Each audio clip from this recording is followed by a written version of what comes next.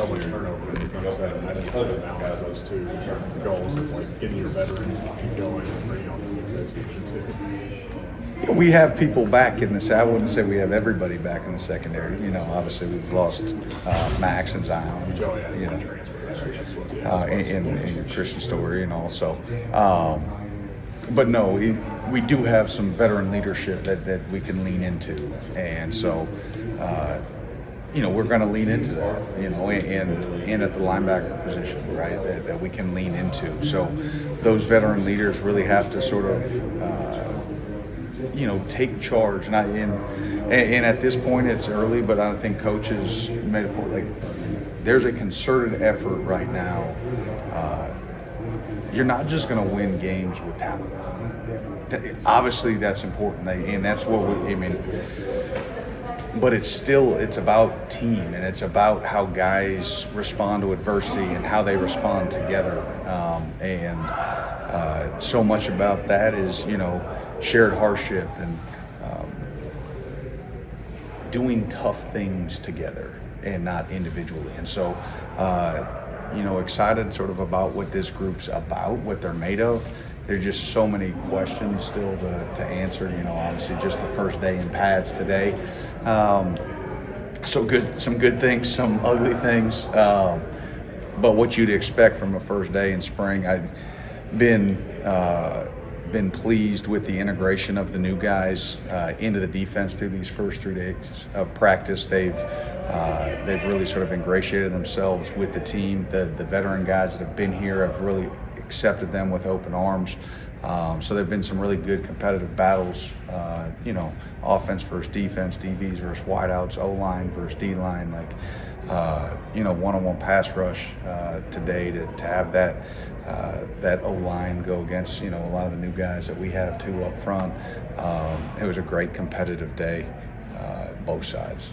When you all go back after the season and you kind of strip down the defense and look at what worked well, what didn't, kind of just evaluating the whole season, is there a different way that stylistically teams try to attack you all? And do you have to, how do you tweak your style, if you will?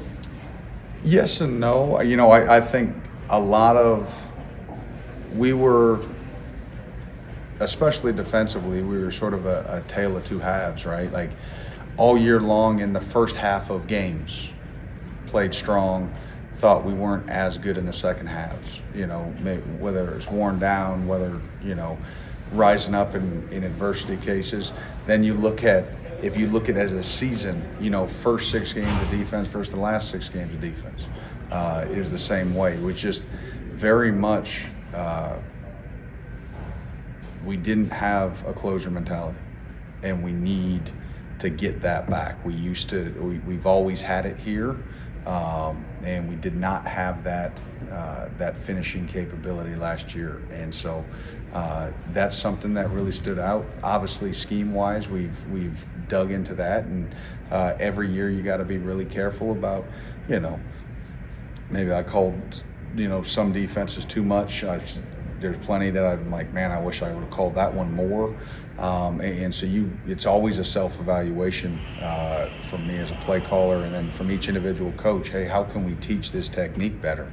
Hey, did we have too much defense? And I think in this day and age too, when you're bringing in, a significant number of transfers into the mix, you've got to be mindful of that. I think you've got to be mindful of what you used to maybe be able to do in the past, because you've had guys in the building 3, 4, 5 years.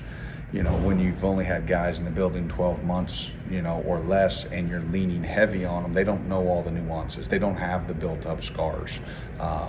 And we can say, oh man, we had 5 guys, or we've had 7 guys that have done that. And but it takes 11. All it takes is one guy to not truly understand, pop a gap, and it's a big run. Offenses are too good right now. They're gonna force everybody on defense to know exactly where to fit and how to fit. And the only other way to compensate is that somebody's got to whip a man and make a play, a special play. But we had too much primary going into secondary too early. A lot of those things.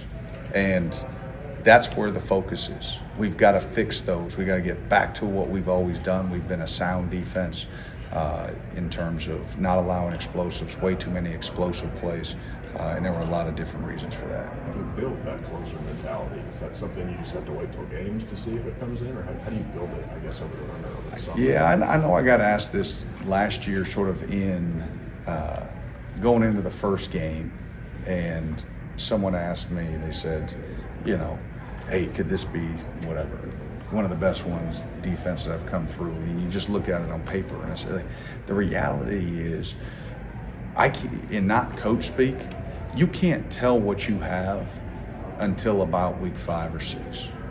Because the week 5 or 6 is when an adversity is going to hit and injuries come and the weight of the season starts pressing on your shoulders, and then you really see what kind of team you have, and you really see what kind of defense you have, and you really see how can they frickin' push back against the adversity.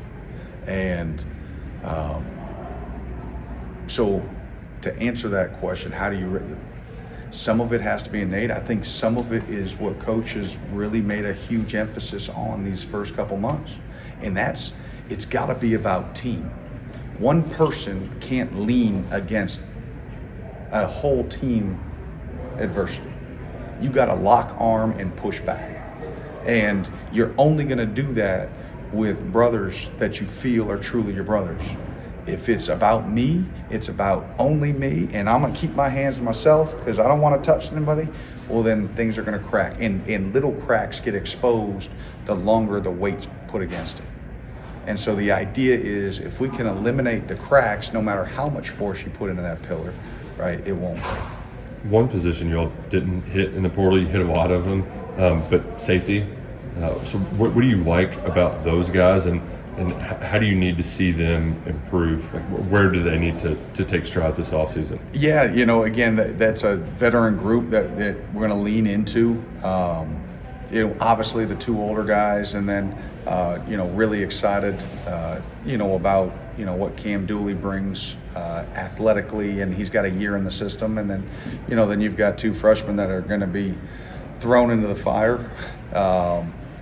And so, we'll see how that goes through spring ball. But I'm comfortable right now, but everything, anything can change depending on how spring goes. Is the plan still to keep Alex inside to focus there after last It is, season? and I think he's really comfortable in there right now.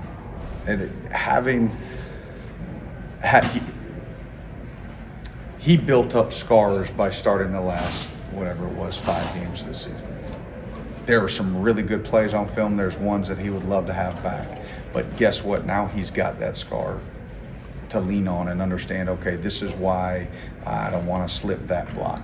This is why I need to strike this blocker. This is why I need to slow my feet. That comes with experience. That comes with experience within the system. That comes within live reps. And it goes back to, hey, when you add a lot of transfers, right, or you do too many, and they don't have those built-up scars, they can't fall back on that.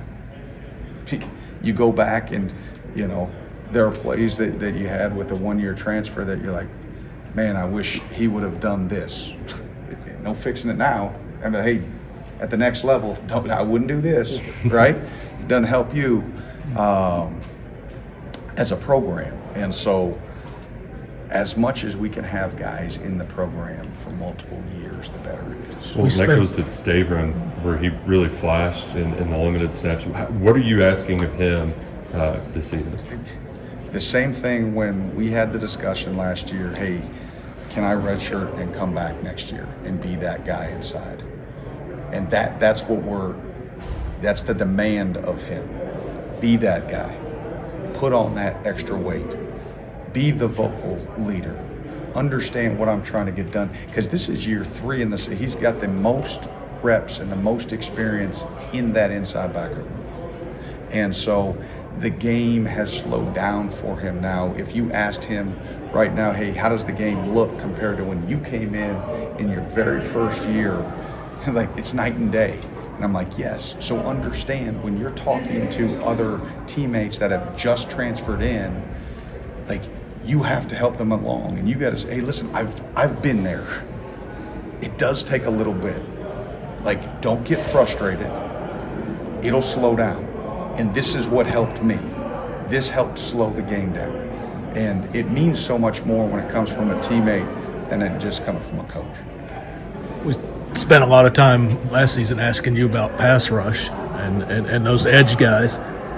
What do you expect to see from them in the spring, and what have you seen so far? You know what? That's one of the big question marks, right? Because you know, the edges of the defense up front is going to be completely new.